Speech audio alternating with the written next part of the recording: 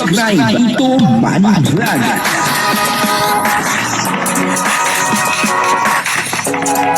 Payagan po si Tito Manny Vlog na mag-reactor para pambiling gamot sa kanya pong karamdaman. Sa video ito ay mapapanood po natin na mayroong isang magandang dalaga na nagkikwento na talagang ngayon lang daw po niya naramdaman. Kumbaga ay pinaramdam po sa kanya ni Kalingap Edu yung kasiyahan na hindi pa po niya nararamdaman noon. Grabe, no? Talaga namang etong si Kalingap Edu, papanoorin po natin yung video. At syempre, bibigyan po natin ng konting reaction. Pero bago po yan, ako muna po bumabati sa inyong lahat ng magandang umaga, magandang tanghali, at magandang gabi sa inyong lahat mga kapatid. Saan man kayo ng panig ng mundo naroon ngayon, ay mag-iingat kayo palagi at pagpalain kayo ng ating Panginoon. Maraming salamat din po sa patuloy na tumatangkilik sa aking YouTube channel at nanonood sa aking video reaction. Patuloy lang po natin suportahan sila Kuya Bal Santos Matubang, Kalingap Rob, Ate Edna Vlog, Jack Tapia, at yung mga kasama ko pong reactor sa Kalingap. Ganun din po yung mga charity vlogger na Kalingap partner. Ito po yung video na kung saan ay mapapanood po natin na isang magandang dalaga ang nagkikwento tungkol po sa kanyang nararamdaman sa panahon ngayon. At yung kasiyahan daw po na kanyang nararamdaman sa mga panahon ngayon ay si Kalingap Edu nagparamdam po sa kanya. Grabe, sino po kaya ito Papanoorin po natin yung video. At ang kabuuan po ng video ito ay makapanood po natin sa YouTube channel ni Kalingap Edu. Ayun tuloy lang po natin suportahan si Kalingap Edu. Kung nanonood po tayo ng kanyang video ay wag po natin skip yung ads sa ganoon ay patuloy po tayong makatulong kay Kalingap Edu. Ito po yung video. Paanoorin po natin. Siyempre, ang buhay ko dati bahay lang ay buhay, parang school, simbahan, ganyan bahay. Ito. Tapos siyempre, pag wala may problema, ganyan, kahit sa pamilya. Parang wala, talagang dinidibdib ko lang, ganyan. Paano naman kami, walang dagat? Okay lang, ako may dagat na sa akin, pero di ako nakakapunta. Oo, lagi ka lang nasa bahay mo. Ako, di man ako makakagala sa amin, puro buhay. Na-imagine nyo magiging ganito? Ganito Siguro kung di sa ganito ako magtitira. ganito sitwasyon ang buhay nyo. Kahit nga parang ganito, unreal to parang, relax tayo, nag-aaral tayo. Tingnan mo, Para relax lang tayo, walang ako problema. itong mga nangyari sa buhay ko, unexpected lahat, as in lahat. Wala to sa kasi isang musmus na bata lang ako na nagtsatsaga sa kung anong meron kami. Alam mo yun, kapag bakit walang ulam, go lang, ganun. Kailangan mo pa magtinda kahit mainit, basta para makaulam ka ng masarap, magkakaroon ka ng bigas, ganun. Kaya, tingnan mo ngayon parang, totoo, nararanasan ko yung mga ganito na Parang di ako namumroblema Parang para sa school. maluluha ka na lang baga na. Totoo yan. Hanggang ngayon parang ang hirap nung sa sarili mo i-overcome mga Oo. Hindi mo talaga ma-overcome saka sobrang saya kasi. Di ba sa dami-daming tinutulungan, isa ka sa mga... Di ba? Oo. O, di ba? O, dami talaga sa totoo lang. Yun ang tao, tapos, di ba? Hindi naman sa pag-ano, pero mas may deserving pa sa totoo lang Yung baga talagang wala ng magulang, patay na Yung magulang. palala sa kalsada lang. Yun, yung mga ganon. Pagalak-galak. Lahat kasi tayo may pangarap. Walang Lahat naman talaga. Depende pala, pero lahat tayo may nangangarap talaga. Kaso nga, yun yung... Kaya sobrang laking pasasalamat talaga tsaka opportunity binuksan sa akin sa atin, hindi lang beneficiary. Ibang klaseng pagka-beneficiary tayo Alam mo yun yung iba kasi parang kunwari Wala lang. scholar ka lang. O Yun kailangan lang. ma-maintain mo tong ganitong grades mo dapat ganito ganon. Tapos bibigyan ka lang ng pera, bahala ka na. Tayo hindi Oo. Talaga ipaparanas mo tayo pinaparanas sa atin yung mga ganitong bakit kailangan tong mga ganit tinutulungan lang naman. Hindi, imposible, parang hindi ganon, parang hindi lang basta pamilya talaga na parang go lang. Yes. Malaya kang maranasan yung mga dapat. Oo. Nakakapag-overnight yung Magandang makakain sa mga point yan. social na kainan, yung mga ganon. Di ba? Kaya ngayon pa lang din sa ganitong edad ko, kahit di pa ako nakakapagtapos, nararanasan ko na makakain sa masasarap. Kaya pagkasama tayo nila Kuya Edu. Sa mga restaurant baga, kuya? Yan yung pinapawalan Dati sa ako nakakain sa mga restaurant dati. Ako din, alam mo sa Jollibee, Bahay lang ako. hindi ako din nakakapasok dati. Hindi talaga. Ano ba, napunta akong diet? Ay, ganito pala ang diet. Wala, hindi ako nakakapunta ng diet talaga dati Oo, rin. Hindi ganyan ko alam na. kung ano itsura ng diet. Pag sinabing diet, kala ko sobrang malawak na maliligaw na ako yung ganun. Siya ba Pero ganun? simula nung talagang na ako sa sabi ko nga dati, di ko alam kung Sabi ko lang sa sarili ko, hindi ko alam kung ano itong papasukin ko, pero pinagkatiwala ako kay Lord. Sabi ko, kung ano, ayun. Naging maganda naman. Sabi ko, hanggang sa eto na pala ako ngayon.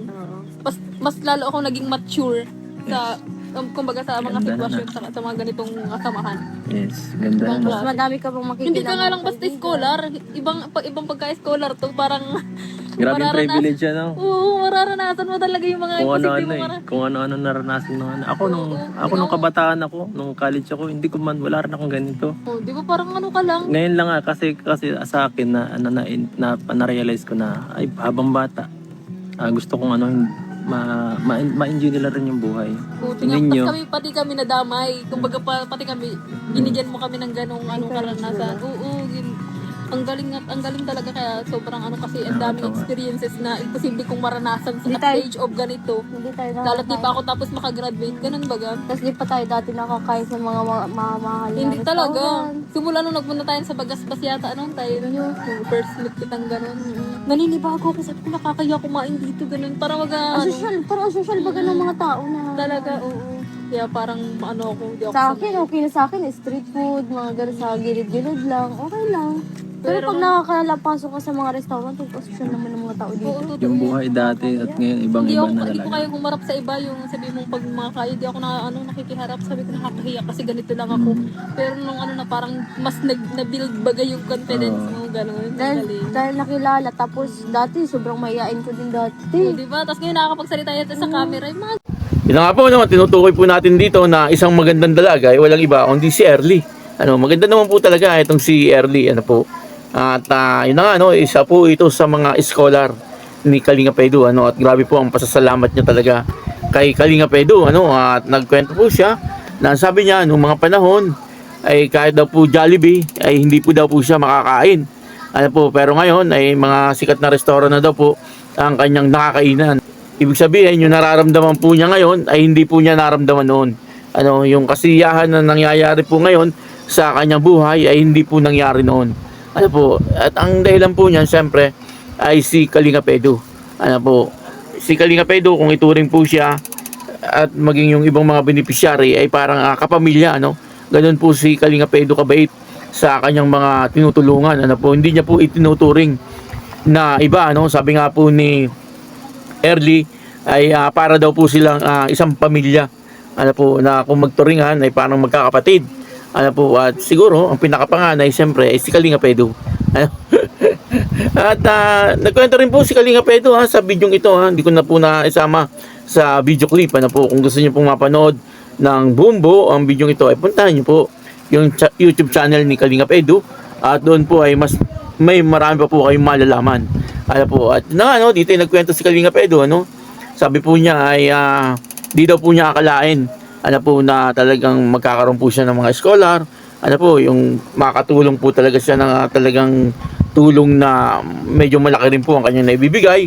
Kasi dati 200 to 300 lang daw po ang kaya niyang ibigay. Ibig sabihin ay umasenso itong si Kalinga Pedro. Nagkakaroon po ng improvement ang kanyang mga ginagawa. At alam naman po nating lahat na sa panahon ngayon ay isa po sa nagtatap sa pagcha-charity sa Kalingap ay eto pong si Kalinga Pedro. Sapagkat napakaganda naman po talaga ng kanyang mga ginagawa. Patuloy po siyang nag-i-scout araw-araw, hindi po siya humihinto na maghanap ng taong matutulungan. At ang kagandahan po yung kanyang tinutulungan na hindi niya po basta iniiwan. Yung isang bigay lang, hindi po ganoon si Kalinga Pedro. Talagang binabalikan po niya. Hanggat nakikita niya na kailangan po ang tulong niya, ay talagang binabalikan po niya. Pero lang, kung ayaw na po siya pabalikin. Meron po isang beneficiary na nagalit po yung ama na parang ayaw na po siyang pabalikin. Parang ayaw po tumanggap ng tulong galing kay Kalinga Pedro. Wala po siyang magagawa doon. Sila na po ang nag-decision noon.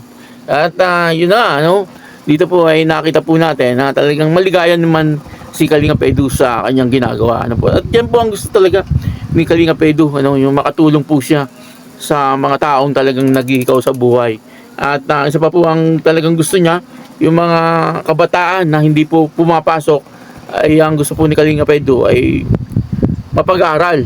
Kaya nga po may mga scholar po siya. Kaya lang siyempre, hindi naman din po kaya lahat ni Kalinga Pedro na pag-aralin yung mga kabataan na kanyang nakikita. Kasi hindi naman din kaya ng kanyang sweldo, bagamat may mga sponsor, siyempre kukulangin pa rin. Kaya pinipili din lang talaga ni Kalingap Edu kung sino po yung kanyang gagawing scholar.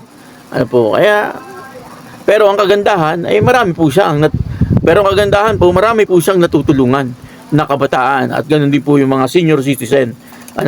Yung iba nga po diyan matagal na pong charity vlogger pero wala pa pong maipakitang prueba, Parang ayu-ayuda lang ang mga binibigay pero wala pong scholar.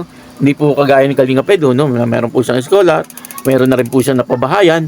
Yun po ang mga talagang tunay na tumutulong, mga katulad po ni Kalingap Edu, At depende po kasi yan, kapag pinagkatiwalaan ka po rin ng mga sponsor, talagang marami ka pong matutulungan, Katulad po ni Kalingap Edu, pinagkakatiwalaan po siya ng mga sponsor, talagang marami po siyang natutulungan, sa tulong din po ng mga sponsor.